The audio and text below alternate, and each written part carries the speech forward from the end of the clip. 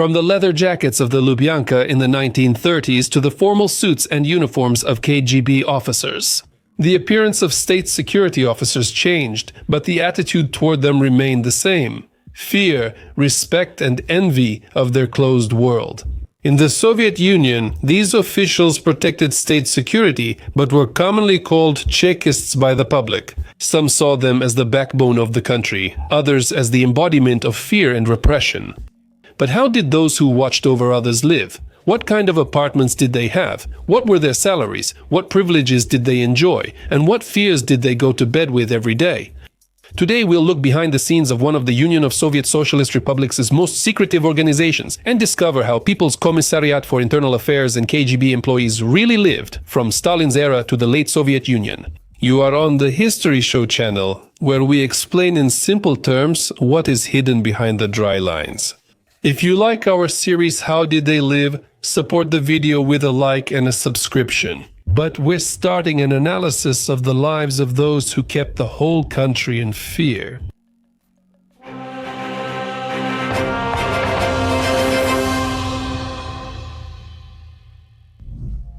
Who became employees of the People's Commissariat for Internal Affairs and KGB?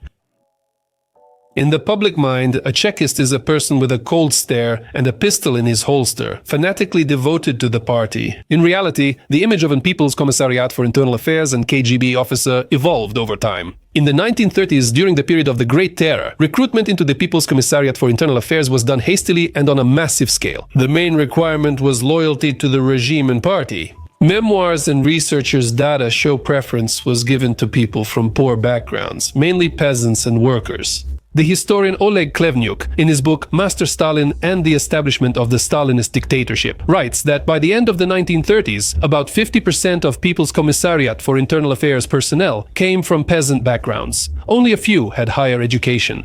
In addition to social background, an important criterion was the absence of unreliable connections. If someone in the family was repressed or of the wrong nationality, access to the organs could be denied. During Stalin's era, the People's Commissariat for Internal Affairs was dominated by people from regions like Latvia, Georgia, and many Jews. However, during the purges, its international makeup rapidly became more Russian. As an example, we can look at the career of one of the most famous Soviet intelligence officers, Pavel Sudoplatov. He came from a modest but respectable background. He became known as a specialist in wet work, political assassinations abroad. He organized the 1938 assassination of Ukrainian nationalist leader Yevhen Konovalets in Rotterdam. After Stalin's death and Beria's reforms, a new era began. The KGB became a more elite institution. Now emphasis was placed not only on loyalty but also on education and intellectual abilities. KGB officers were graduates of the country's leading universities, primarily Moscow State Institute of International Relations, Moscow State University, and Leningrad University. Knowledge of foreign languages and a legal education were especially valued. It is noted that by the 1970s, more than 75% of operational staff had higher education. Active recruitment was also carried out through army units and party structures. Young officers were often invited after their mandatory military service if they demonstrated discipline and political maturity. Selection features. Candidates underwent a strict reliability checkup to the third generation. Recommendations played an important role. Employees often advanced within the system, beginning in junior technical roles. There were closed KGB schools, like the well-known School 101 at the First Chief Directorate, which trained intelligence officers. Discussing the late Union of Soviet Socialist Republics is KGB, we can recall Yuri Drozdov, the legendary head of its illegal intelligence service. He was already a representative of another era, a graduate of the military academy, a polyglot and intellectual. He led Operation Shtirlitsi, a global program for sending illegals to Western countries in the 70s and 80s. As you can see, such a contrast between the stories of Sudoplatov and Drozdov clearly illustrates how the approaches to personnel development changed from the People's Commissariat for Internal Affairs to the KGB. Pay and benefits for People's Commissariat for Internal Affairs and KGB employees. Working in the People's Commissariat for Internal Affairs and KGB was dangerous, responsible, and among the most privileged jobs in the Soviet Union. The salaries of state security officers consistently exceeded the national average. For example, in the 1930s, an People's Commissariat for Internal Affairs operative's salary could be 2 to 3 times higher than that of an engineer or a skilled worker. Senior officers, department heads, and directors received amounts available only to the party elite. Bonuses and extra payments for solving cases involving enemies of the people were especially valued and generously rewarded. During the years of Stalin's repressions, employees who uncovered spies, saboteurs, and counter-revolutionaries received not only money but also early promotions. There were even unofficial quotas for uncovering enemies, and fulfilling them was encouraged. Benefits included free or discounted housing. According to veterans' recollections and historians' data, Chekists were given apartments in departmental buildings more quickly. In Moscow, for example, these were buildings on Bolshaya Lubyanka, the Garden Ring, or in the Yakimanka district. The so-called House on the Embankment, where many senior staff members lived, was considered especially prestigious. Another benefit was food rations from closed distribution centers, where the selection was much richer than in regular stores. Even during the difficult war years, state security employees had increased supply standards. The rations included scarce products of that time: sausage, butter, and tea. And of course, Chekists used the services of closed departmental clinics and hospitals, which were not accessible to ordinary people. All this made service in the agencies attractive from a material point of view, but the price for it was high. Constant fear, surveillance, and risk of suspicion. Children of employees, childhood under control. The children of People's Commissariat for Internal Affairs and KGB employees were also in a special position. The state ensured reliable succession. Many security officers' children attended disciplined schools emphasizing foreign languages, history, and physical training. These were closed institutions with strict ideological monitoring. Children of security officers had an edge in receiving vouchers to top pioneer camps, including Crimea's famous Artek. There were also departmental children's camps for the children of state security employees. Children of top People's Commissariat for Internal Affairs and KGB officers could attend prestigious universities like Moscow State Institute of International Relations, the Academy of Foreign Intelligence, and other elite schools. But behind all these privileges, there was another side. The children understood that they lived in the public eye, and any deviation from the norm could cast a shadow on their parents' careers. There were multiple recorded cases when, due to the unreliable behavior of a son or daughter, an officer lost his position. Career advancement from operative to general. The People's Commissariat for Internal Affairs and KGB career ladder was tightly controlled, but had unique features. They usually began as operative officers. Young employees often worked in sabotage, espionage, or counterintelligence departments. Rapid career advancement was possible during periods of repression and major political purges. For initiative and fulfilling quotas in exposing enemies, it was possible in just a few years to rise from a junior officer to leadership positions. However, this high position did not guarantee safety. In Stalin's era, even the People's Commissariat for Internal Affairs commissars became victims of the system. Yezhov and Yagoda are proof of that. That's why the officers understood perfectly well that any day could be their last in service. In the later KGB years, promotion depended on loyalty, ideological commitment, and not standing out. Employees who worked in the first Chief Directorate, Foreign Intelligence, had better chances for promotion. Education also played a significant role. Many promising employees were sent to study at the Dzerzhinsky Higher School of the KGB. Those who reached the peak of their careers were the ones who combined professionalism with the ability to navigate complex internal agency politics. Everyday discipline. The life of a People's Commissariat for Internal Affairs or KGB officer was far from the stereotypes inspired by movies. Behind the polished uniforms and the image of all-powerful people in epaulettes was a complex, regulated, and often tense reality. The life of a People's Commissariat for Internal Affairs or KGB officer did not end with the close of the workday. On the contrary, service continued 24 hours a day. The work schedule for most officers went far beyond the usual 9 to 6 routine. This was especially true for field agents, investigators, and those involved in counterintelligence or handling cases of special importance. Night interrogations, urgent calls, sudden business trips, all of this was the norm. Control extended not only to work matters but also to personal life. People's Commissariat for Internal Affairs and later KGB employees were always watched by both superiors and colleagues. In the memoirs of Pavel Sudopalatov, it is mentioned that even at home, the Chekists tried to avoid conversations on political topics. Any careless phrase could become a reason for a report to the appropriate authorities. Even for the Chekists, there was a strict list of prohibitions. They were strictly forbidden to communicate with foreigners without special permission. Even casual conversation could raise suspicion. Visiting questionable places, cabarets, bars, or disreputable restaurants was forbidden. Discussing work matters outside the department was strictly forbidden. Even the choice of social circle was monitored. Marriage, friendships, and travel all required approval from personnel and security officers. There are known cases where employees were forced to divorce if their spouse aroused suspicion. Rest and leisure.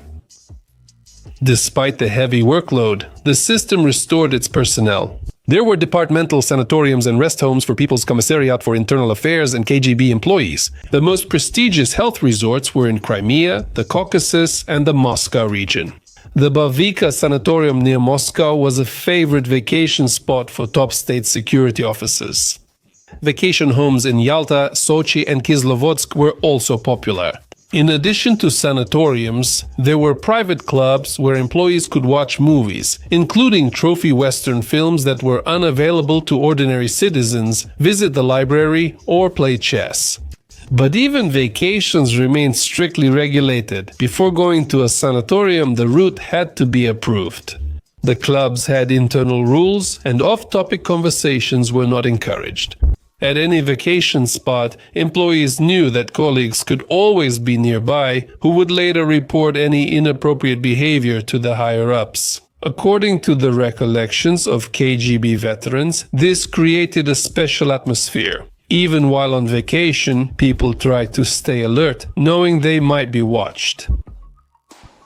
Fear and responsibility.